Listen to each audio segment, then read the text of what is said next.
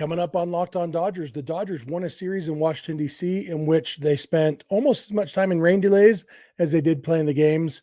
Could have been a sweep, wasn't. They won 2 out of 3. We'll talk about that. And then we'll check in on the standings. Some big news happened in the National League West this weekend, or what would have been big news 8 months ago when the Padres were busy winning the offseason. We'll talk about that. And we will look ahead at what the Dodgers postseason pitching staff might look like. That's what's on tap. So let's get locked on Dodgers. You are Locked On Dodgers, your daily Los Angeles Dodgers podcast. Part of the Locked On Podcast Network, your team every day.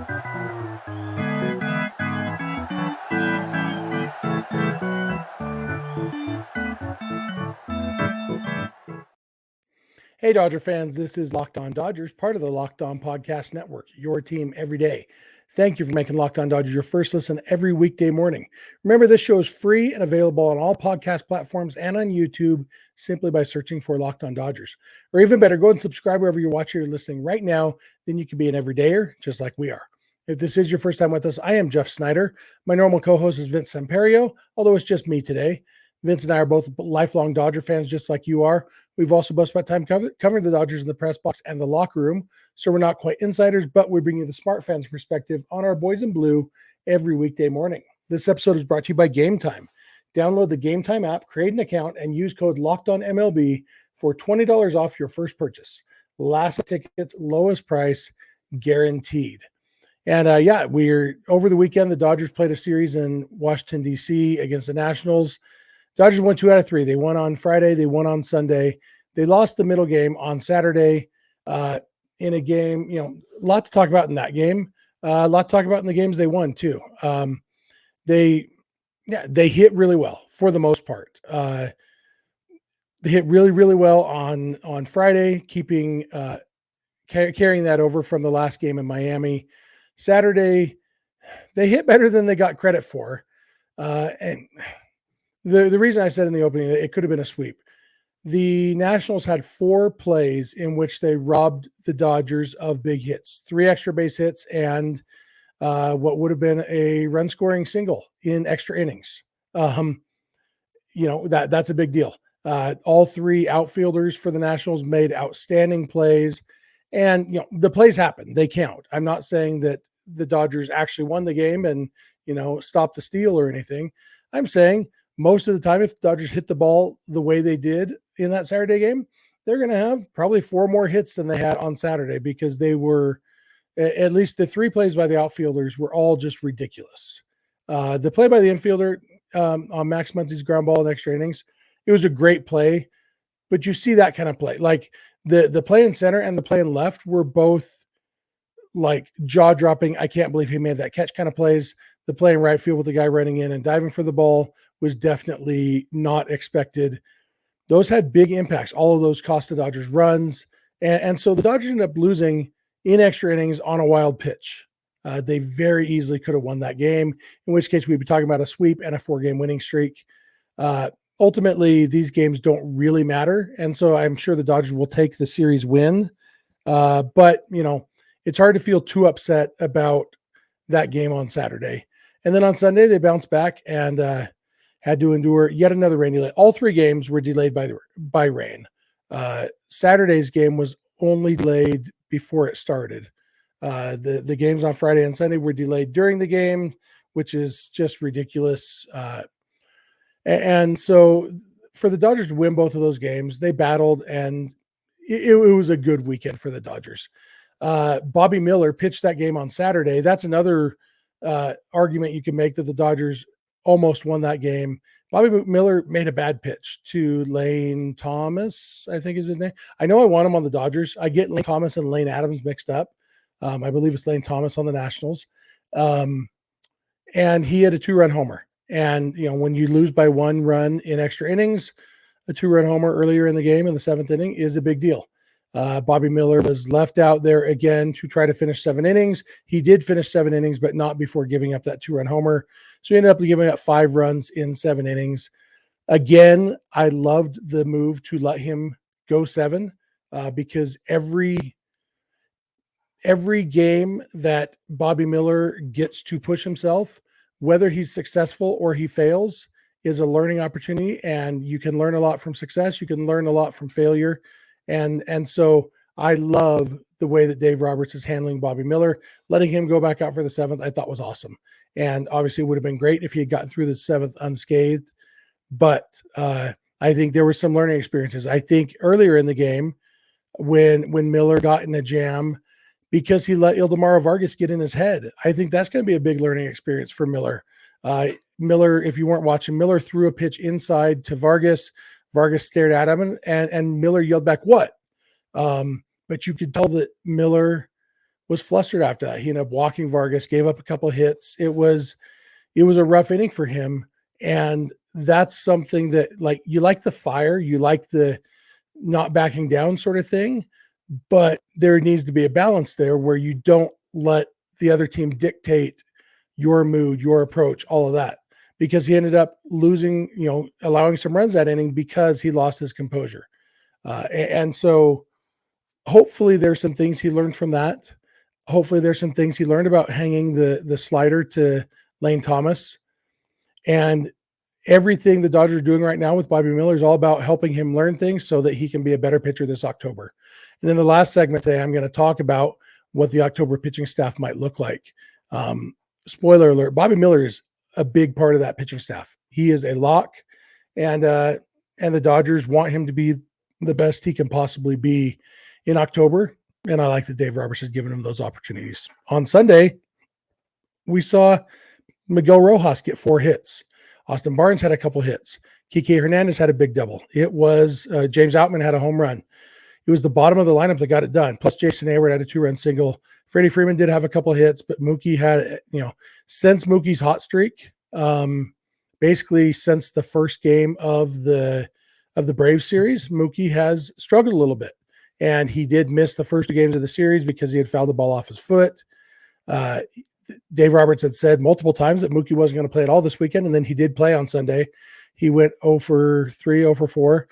He did have a big fly ball. It doesn't count as a sacrifice fly, but it did move 2 runners up. It was with first and second, and both runners tagged up, and he moved them up and ended up leading to 2 runs. And so I don't know why that's not a sacrifice fly, and I understand that it's not. I've known baseball for a long time, but in my opinion, it should be. You get credit for a sacrifice bunt if you move guys up, even if nobody scores. I think sacrifice fly should be the same, especially if it moves a guy to third with only 1 out. That is just as good as a sac bunt. And so, swinging the bat hard, hitting the hard fly ball has a chance to be even better. So, but anyway, Mookie didn't really contribute, but the rest of the team came through. And Max Muncy homered in the other 2 games of the series. So all in all, it was a good weekend for the Dodgers, good weekend for the offense. And now they head home to take on the Padres, who I'm going to talk about in the next segment. Trying to think if there's anything else from this series in DC that really needs to be talked about. Ryan Yarbrough, gamer, his wife had a baby on Friday. Yarbrough pitched for the Dodgers on Sunday. He was with his wife, and then he came back and pitched on Sunday. And now he's leaving the team to go on his paternity leave. Like, as a dad, I really hope his wife was totally on board. I hope it was her idea. I am glad. It sounds like he was able to be with her when the baby was born and not miss. That's one of the benefits of being a starter or a long reliever is which days you're not going to pitch. So he was able to be with her. And then he came back, pitched, and now he's going on paternity leave. Like, from a team standpoint, that's awesome. He gave the Dodgers what they needed on Sunday, and pretty cool. And now because he go on paternity leave, the Dodgers can call Gavin Stone up. He will be pitching today, either as a starter or the bulk guy. And I'm going to talk more about Gavin Stone in the 3rd segment today too. We're talking about playoff pitching roster, pitching staff possibilities because Gavin Stone has a possibility of being on that. So like I said, I'm going to come back in a minute. I'm going to talk about the Padres. I don't talk about the Padres very often because this is a Dodgers podcast, and the Dodgers are the only team I really care about. But some big news about the Padres, so we're going to talk about that. So thank you for making Locked On Dodgers your first listen every weekday morning, and please keep it Locked On Dodgers. This episode is brought to you by Game Time. Buying baseball tickets or concert tickets or comedy tickets or anything else, it can be a pain. It can be frustrating. It can be stressful. It doesn't need to be, though. And Game Time does a really good job of making things easier because you can just download the Game Time app and they will show you exactly what's available. They have flash deals that you're not going to get anywhere else. It's the fast and easy way to buy tickets for all the sports, music, comedy, and theater near you, and killer deals on last minute tickets. And they have the best price guarantee, which means if you find tickets in the same section and row for less, Game Time will credit you 110% of the difference. So forget planning months in advance. Game Time has deals on tickets right up to the day of the event. You can get images of the seats before you buy, so you know exactly what to expect when you arrive. You can buy tickets in a matter of seconds, just 2 taps, and you are set. And tickets are sent directly to your phone, so you never have to dig through your email. So snag the tickets without the stress with Game Time. Download the Game Time app, create an account, and use code LOCKEDONMLB for $20 off your first purchase. Terms apply. Again, create an account and redeem code LOCKEDONMLB for $20 off. Download Game Time today. Last minute tickets, lowest price, guaranteed. I am back. I want to thank you for making Locked On Dodgers your first listen every weekday morning. I especially want to thank you everydayers. If you are an everydayer, we appreciate you being with us. If you're not an everydayer, it's a super easy club to join. Just watch or listen every weekday morning, and that'll be a lot of fun for all of us. Also want to remind you, you can catch every Dodger game, the Dodgers radio broadcast on SiriusXM or the SXM app. Just launch the SXM app and search for Dodgers. You can also listen to this podcast on the SXM app by searching for Locked On Dodgers. And one last reminder, if you're watching this on YouTube, we'd love to hear your comments in the YouTube comments section. If you're listening on the podcast, we'd love to hear from you through social media or email or whatever. I'll give you all that contact info at the end, like I always do. And with that said, let's talk about the Padres. Now, I don't talk about the Padres here much. When the Dodgers are playing the Padres, I do. And the Dodgers are starting a series with the Padres today.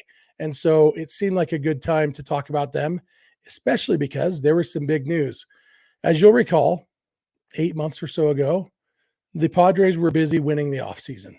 They signed Xander Bogaerts. They were getting Fernando Tatis back. They had a full season of Juan Soto. They signed Michael Wacha.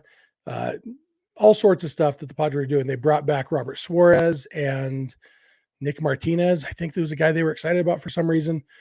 When all was said and done, everybody, except for us, picked the Padres to win the National League West. The Padres were the trendy favorite. Everyone agreed that the Padres were going to break the Dodgers' stranglehold on the National League West. As you know, the Dodgers have won the NL West in 9 of the last 10 years.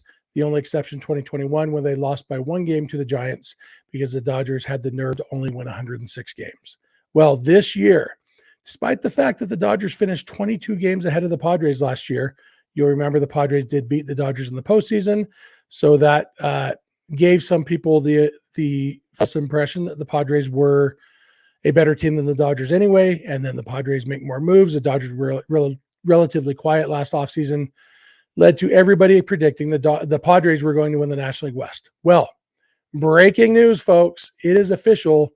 The Padres will not win the National League West this year. The Padres have been eliminated because the Padres have 18 games left. The Dodgers have 20 games left, which means the most that the Padres could make up would be 19 games. Guess what? Padres are currently 21 games out of first place in the National League West, which means the Padres will not win the National League West. We don't know who will. We know who will.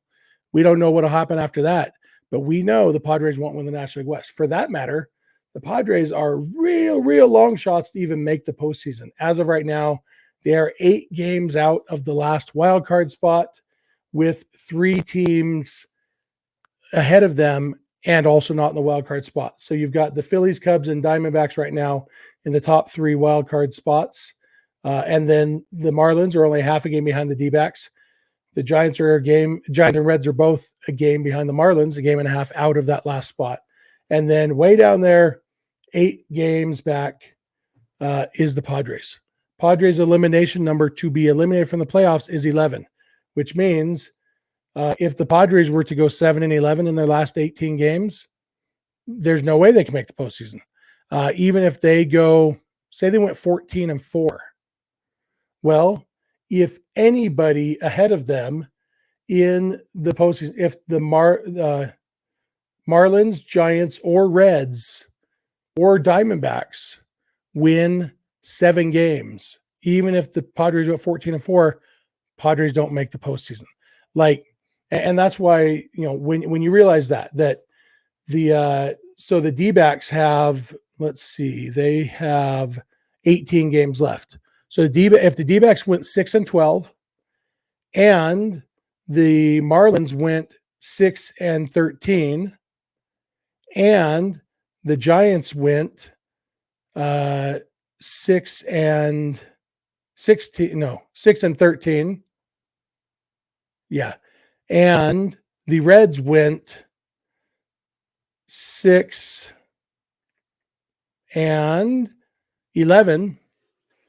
and the Padres went 14-4, then the Padres would make the postseason. Do you hear all those ifs? It's not going to happen. And so, like I said, I don't really care about the Padres except when they play the Dodgers, but there is a little bit of joy in this one just because they were such the trendy pick. And it was so obvious to everybody who wasn't caught up in the hype, like Robert Suarez and Nick Martinez, guys who were on the team last year when the Dodgers finished 22 games ahead of the Padres. And they were being counted as big offseason acquisitions because the Padres re-signed them. They got Fernando Tatis back, and Tatis has been great this year. They get a full season Juan Soto. Juan Soto's been great. It's kind of weird that the Padres are as bad as they are because they do have the second best run differential in the division. They have the 5th best run differential in the National League. They have a plus 61 run differential, and yet they are 10 games below 500. Their expected win-loss, they should be 12 games above 500. Now, even if they're 12 games above 500, they'd still be 8 games behind the Dodgers if the Dodgers had their expected record. But, the Padres should be better than they are, and yet they're not. And there's a lot of reasons for that. But if anything, this should be a very clear sign that building a roster matters. One thing the Dodgers have done really, really well is put together a roster of players who play well together, who have each other's backs, who have all those intangibles. And I don't like intangibles. I don't like talking about intangibles because I think most of the things that you can do to help a team win are tangible. I think stats matter. But when you have a clubhouse that doesn't respect their manager, that doesn't like each other, it's understandable that sometimes you just don't win games. Juan Soto has said that it seems like the team just gives up sometimes. Can you imagine somebody saying that about these Dodgers? Somebody other than a fan on Twitter. Fans on Twitter will say all sorts of crazy stuff. Can you imagine somebody who knows what they're talking about saying that about these Dodgers? No.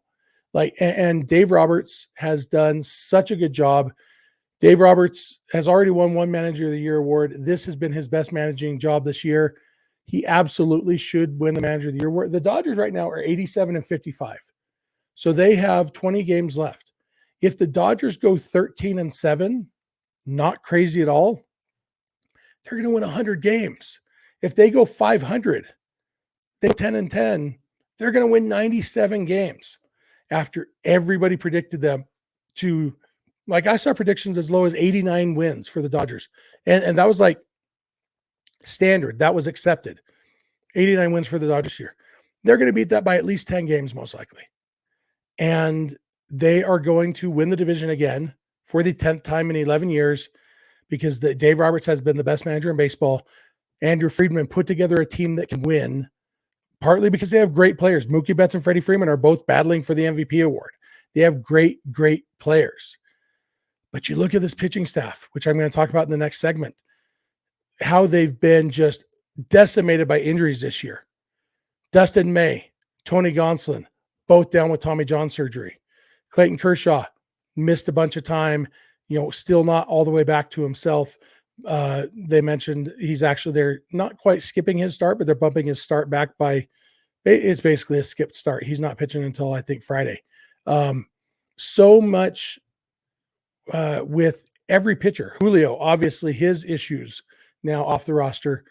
Every pitcher you can think of that the Dodgers have has had issues. They have had so many games started by rookies, started by guys who you wouldn't expect.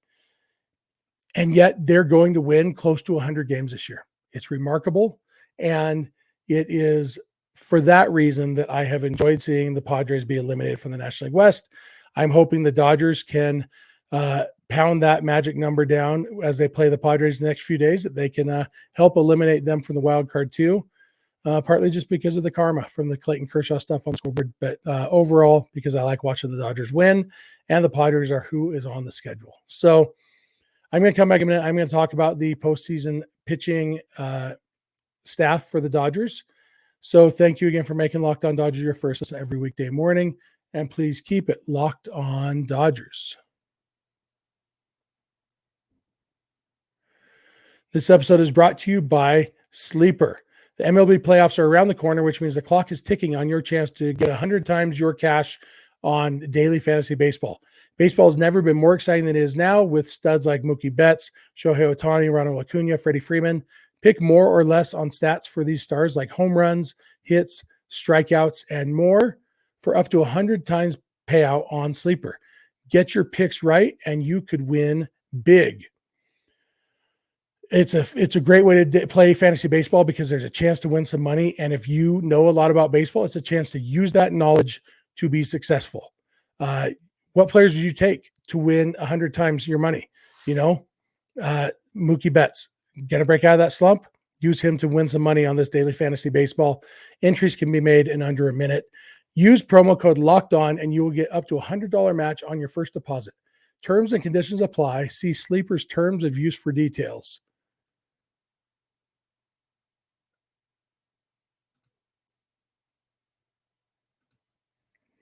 Hey, I am back. I want to thank you again for making Locked On Dodgers your first listen every weekday morning. I want to remind you again, you can catch every Dodger game, the Dodgers radio broadcast on SiriusXM or the SXM app.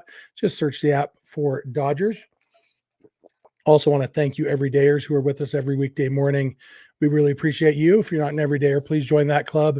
And we'd love to hear your thoughts on this episode and every episode. And with that said, I'm going to pause my recording for a second while I upload some files. That was so seamless. If I hadn't told you I was doing it, you never would have known. Full disclosure, I also got a drink. But let's talk about the Dodgers pitching staff for October. I was talking to my buddy Ray Lokar. If you don't follow Ray on Twitter, dude, he knows his baseball. He's a former high school coach for a few sports, knows baseball really, really well. He's at Coach Loke, L-O-K, on Twitter. Love Ray. And we were talking about the Dodgers pitching staff for October. And specifically, we were talking about the left-handers, Alex Vesia, Caleb Ferguson, and Victor Gonzalez. How many spots are they fighting for? There is not room for all three of those guys. I think that's for sure. And so the question is, how many of them is there room for? Grammatically, that's right. It feels like it should be, are there room for? But is there room for? Yeah. I wrote a book about that, Writing is power. Look it up on Amazon.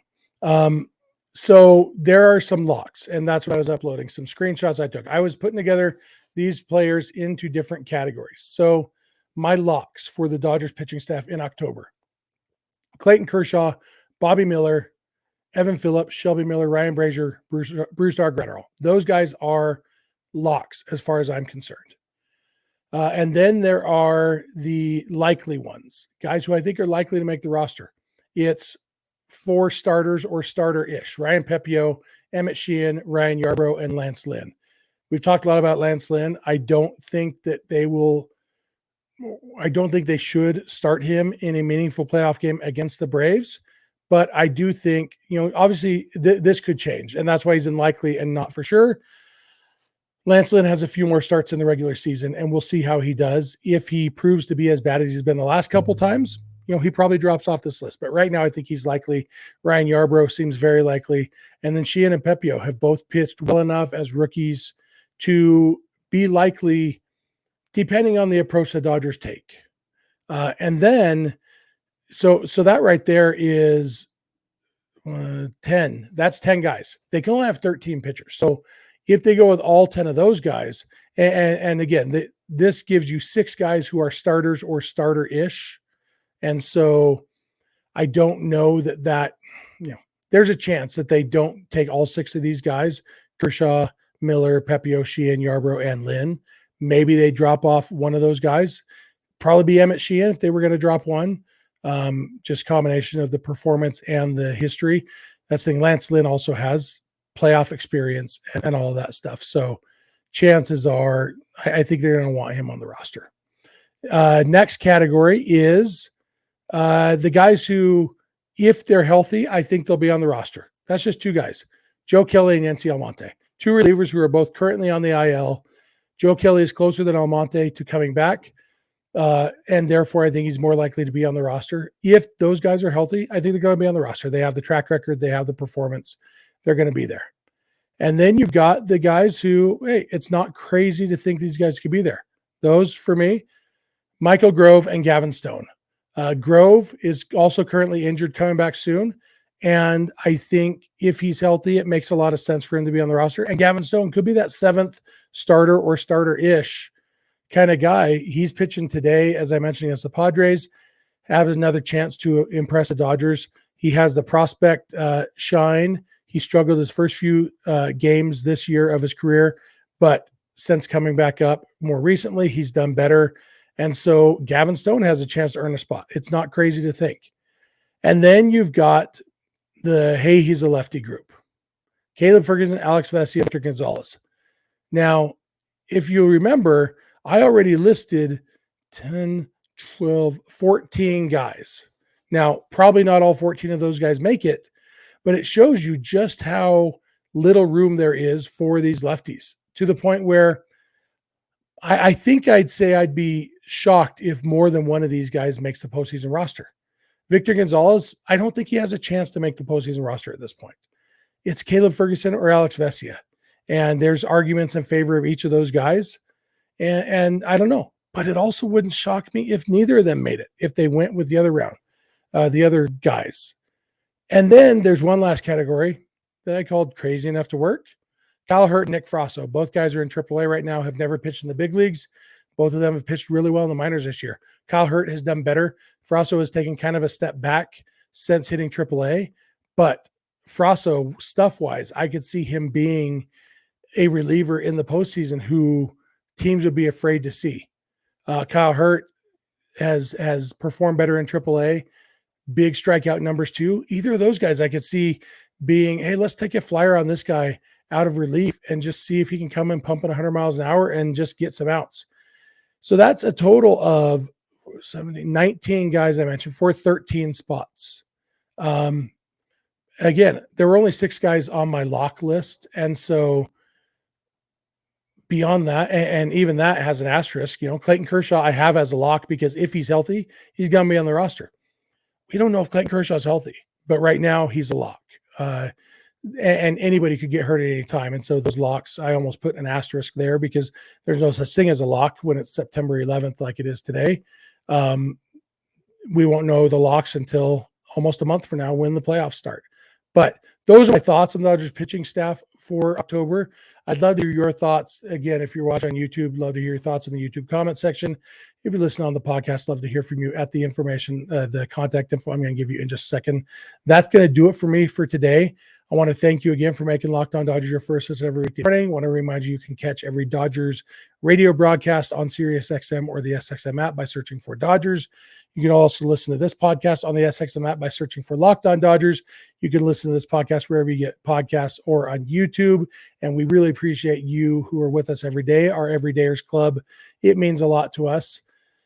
You can follow us on Instagram and on Twitter at Locked On Dodgers. Vince is on Twitter at VinceSense91. I'm on Twitter at Snydog, and our DMs are open, so you can reach out to us there. Ideally, our individual accounts, not the show account. It's harder to access.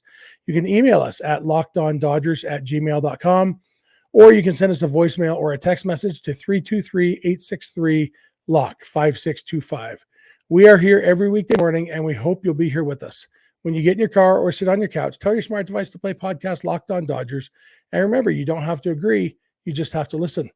We'll talk to you tomorrow.